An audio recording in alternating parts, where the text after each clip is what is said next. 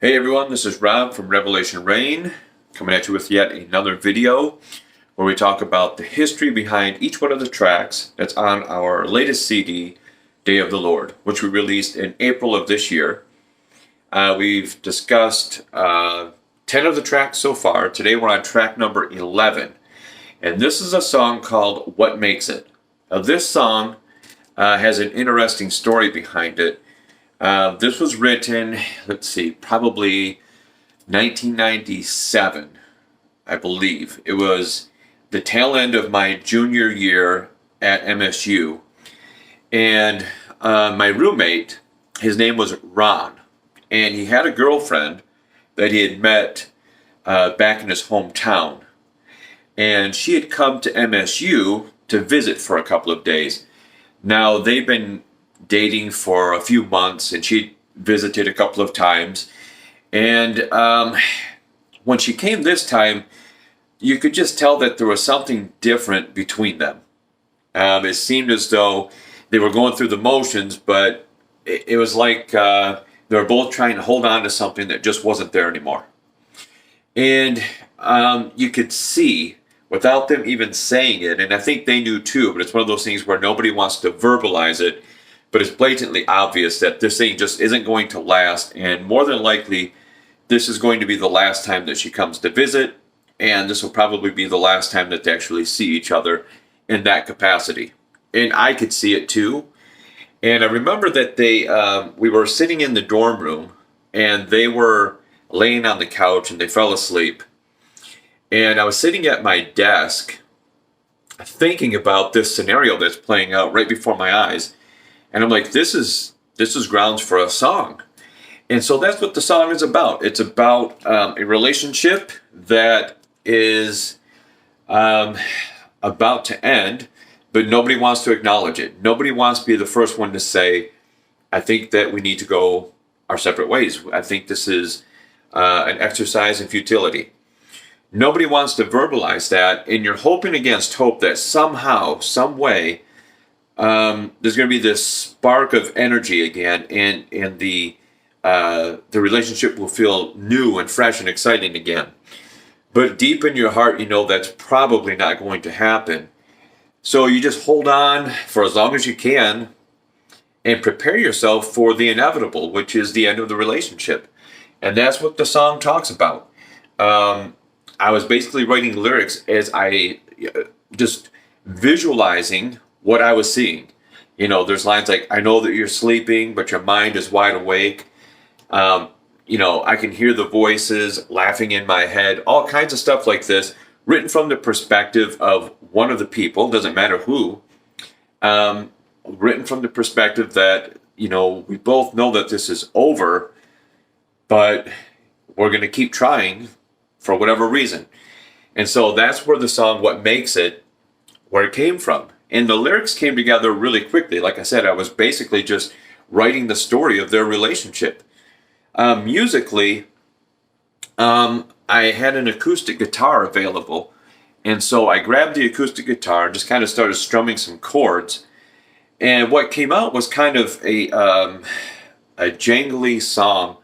My stepbrother would later refer to it as the Gin Blossom song, because it did kind of have that Gin Blossoms feel to it, although that wasn't intentional, but it worked good for the song.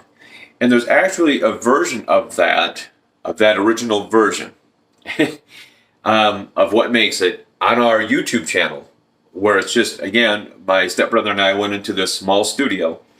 So it's just guitar, bass, and vocals, but you'll hear that original version of What Makes It. Now, the lyrics have never changed, but like I said, it's played on an acoustic guitar, open chords, kind of has a Gin Blossoms feel to it. Well, fast forward to,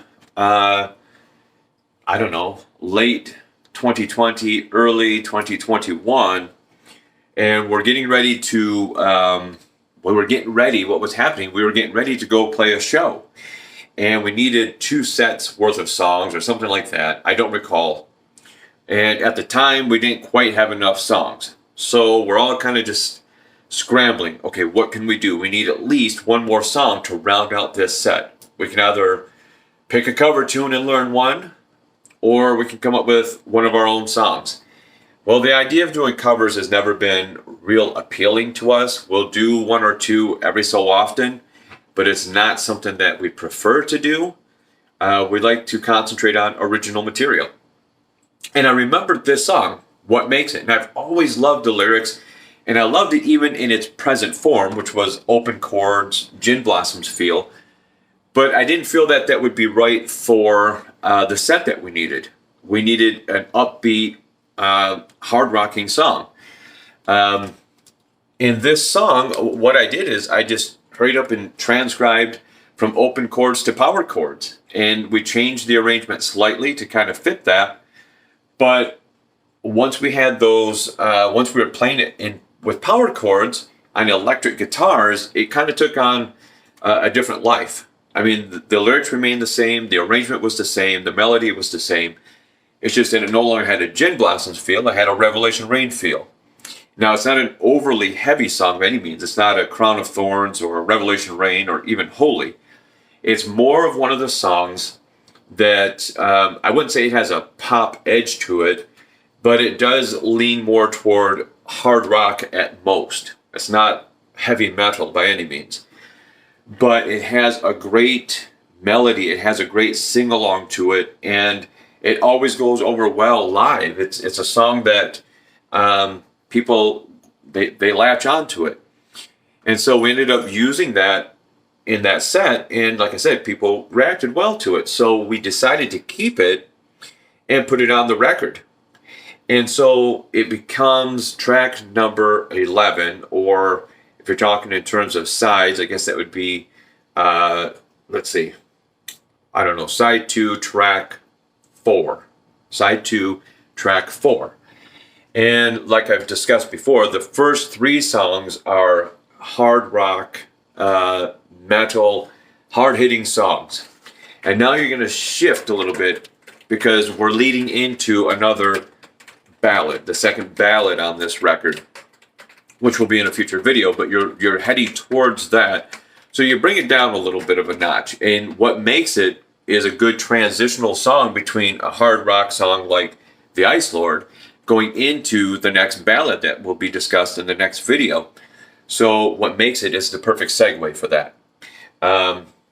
It's one of my favorite songs just because of the lyrical content and because it's based on a true story. Like I said, it was a situation when I was at MSU. My roommate and his girlfriend at the time, the demise of their relationship is playing out right in front of my eyes. I can see it as an outsider. I know that they both saw the same thing. I know they felt it, okay? But neither one of them wanted to acknowledge it. It's one of those things that's hard to let go sometimes. But it's got, like I said, in its original incarnation, it had like a Gin Blossoms feel to it. And I like both versions of the song, but what we did with it, you know, what you hear on the CD, I like much better just because it's got a harder edge to it. Electric guitars and power chords. It's just a great song. And again, lyrically, it was magic. I love the song. And when we went in to record it, I think JT at that time came up with the idea because initially I was just singing the chorus myself. And he said, what if I sing every other line with you, slightly underneath, not growling, but with a deeper voice? And when we tried it, it sounded great. So when you get to that final chorus where we sing through it twice, you can hear JT underneath on every other line, and it added a whole lot to the song and to the chorus. So anyway, that's the interesting background and history of the song. We've kept it in the live set for the most part. Whenever we play extended set lists, like if we're going to play for 2 or 3 sets, then that song will definitely be in there. Some of the shows where we do, you know, a half-hour set, that happens quite a few times, especially when we did a show like the Music Factory, Battle Creek, when we opened for Tim Ripper Owens. There were 3 opening bands, so each of the opening bands got a half-hour set. Well, with something like that, what makes it doesn't usually make it. in that case. You want your, you pick your 5 songs that you know are just going to grab and pull people in and show them exactly what Revelation Rain is about. So it doesn't always make the set list, but whenever we do extended set list, it always comes up, and I always enjoy when we get to play it. To me, it's just a great song. But that's about it, guys. That's the story behind What Makes It. Interesting song. Again, if you want to buy either one of our CDs or buy Vengeance is Mine on vinyl, just email me at revelationrainonline@yahoo.com. Both CDs are $10 each. The vinyl is $25. Or if you prefer digital, then you can go to any digital platform to stream it or download it. And the price varies depending on which platform you go to, but most of the time it's still right around $10. Or you can just buy your favorite tracks. You can do that too. Whatever you prefer. We just thank you guys for your support, and be sure to visit our Facebook page.